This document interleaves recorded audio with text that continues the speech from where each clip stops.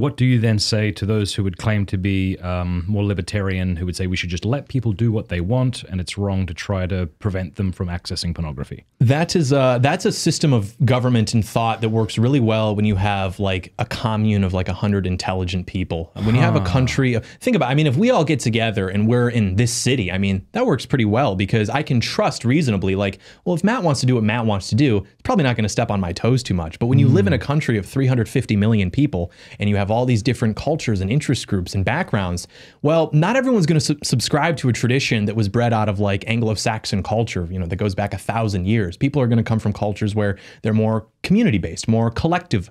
And so if you are, you know, back here saying, well, I think you should be able to do whatever you want so long as it doesn't infringe upon my rights, that's great. It's a very mature opinion, but they don't agree. And you can want them to agree, but they don't. So they're going to vote in a way that reflects their disagreement of that. And it's going to inevitably infringe upon your rights. And I think libertarians, you know, I went through my libertarian phase when I was in high school. I think it is a stepping stone to sort of mature political development because you do arrive at that conclusion. Like, well, why should I get to tell other people how to live their life?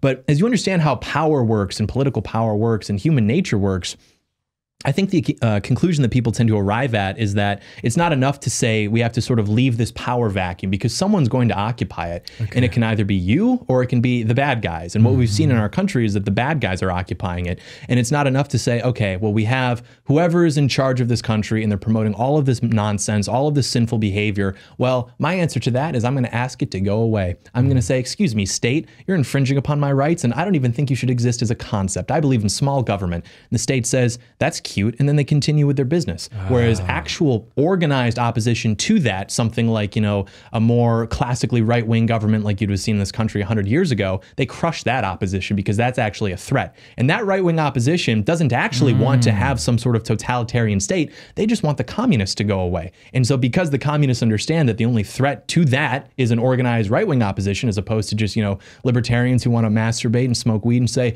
hey man, don't tread on me. They're like, okay, they don't care. What are you going to do? You're not going to organize from your garage. So that's why they have to go after actual, you know, political organizations who have teeth and want to challenge that totalitarianism and that authoritarianism, as opposed to just this idea of libertarianism, which claims to win the argument in the short term because it is more in favor of smaller government or whatever, but they have no plans to actually implement that or reduce that power. Yeah, I haven't thought about this a lot, but it seems to me that it's usually the one or the group who believes themselves to be threatened that gets excited about libertarianism because they just want to be left alone. Right. So it seems to me like a lot of conservatives talk like that, like live and let live, you can do what you want to do. And you even hear people say that in regards to people mutilating themselves.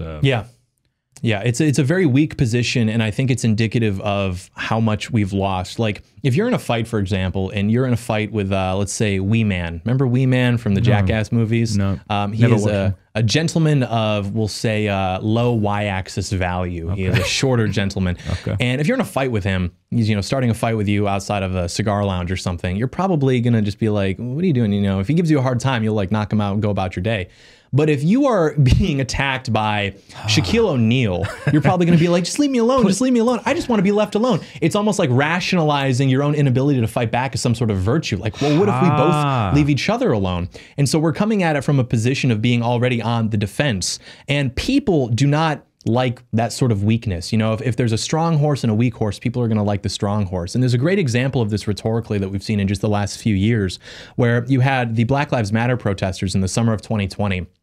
They were going along in these downtown areas and they were breaking up private dinner gatherings. And they had their signs and they said, silence is violence. White silence is violence. What that means is if you do not enthusiastically support our cause, not even just you agree with it, you don't have a problem with it, if you are not on board marching with us, that is actually equal to violence. That sounds like very morally confident messaging versus what is the rallying cry of conservatives that you're likely to find on a pickup truck? Don't tread on me. What does that say? I'll leave you alone, you leave me alone, everything's fine. That's not really attractive messaging. I mean, your big battle cry is leave me alone or else I'm gonna fight back. Well, they haven't left you alone. Have you fought back? No, you've been masturbating and smoking weed and like voting for, you know, the Libertarian Party who doesn't believe in driver's licenses. Like that is what you are doing. That's your opposition. And so if you have confident messaging that believes in itself, that's going to be more attractive to people than just messaging that's like, look, what if we all just leave each other alone? We can all figure it out by ourselves. And it's like we were discussing actually before we started taping. with how the right can only exist in opposition to the left. It can only identify itself by being in opposition to whatever the left is doing. That's not strong. You know, it should be able to stand on its own 2 feet. Yeah. People understand what it's about without it simply being outraged to Dylan Mulvaney or Bud Light or whatever the clickbait issue is of the day. Yeah. I think a common question people want to know is what is conservatism, and what is it that you're actually conserving? Because it is kind of weird that we seem to think that people like Dave Rubin and maybe Joe Rogan and all these different people who I wouldn't consider close to being Christian are conservative. So what do you say when people ask what conservatism is? I agree with you. Do you identify as a conservative? And sure. What is that thing that you're identifying with? The problem is the label has become so polluted that when I say that, people hear that and think that, oh, you're in the same club as like a Dave Rubin or a Joe Rogan or something like that. The technical term would be like a paleo conservative, meaning I'm an old school conservative from like the early 20th century. That whole school of thought was co-opted after World War II in the latter half of the 20th century by the neoconservatives. And the neoconservatives were basically just liberals who did not like so much the progressive social trends of the Democrat Party, and who also really liked going to war with other countries. And so those were the neoconservatives, but they weren't really separate from the Democrats. They just had those 2 issues that they wanted to reorient. So you had guys like Bill Buckley with the National Review, who was really guiding a lot of this. And they, by the way, speaking of cancel culture, they invented that to a certain extent on the right, purging these formerly just old school conservative guys from these organizations, from these editorials, and creating this sort of neoconservative consensus that's lasted from the end of World War II until basically Donald Trump's election. So when I say I'm a conservative, I don't mean that necessarily that I'm totally pro-capitalism, total pro like freedom and liberty and everything like that. I believe in a more classical understanding of those things, you know, an economic nationalism, not freedom, but liberty understood in a classic sense, meaning like I am not free to do whatever I please, because what that tends to mean is like I'm just free to pursue my preferred method of self-destruction, but I'm free in the sense that I have control over my body, I have control over my desires, and so I can go through life without being attacked by these various temptations because I am myself and I don't have to worry about that sort of thing. So I mean it in a very old school sense, which is honestly just the opinions of any normal man until maybe about 10, 20 years ago. So it's not as attractive to people as, you know, some guy in a bow tie who's got a book about like these esoteric economic treatises and political theories. It's very normal, like just putting America first, allowing for normal people to be able to raise families without going into debt for a college degree. It's honestly, it's very uninteresting because it seems so common sense. But there's been so much effort to subvert that and redirect it into so much nonsense to destroy the country, honestly, that now when you say, I'm a conservative, they're like, oh, what are your new ideas? And so well, it's not really a new idea, but we have to bring it back because it's what's worked. I mean, it's what built this country.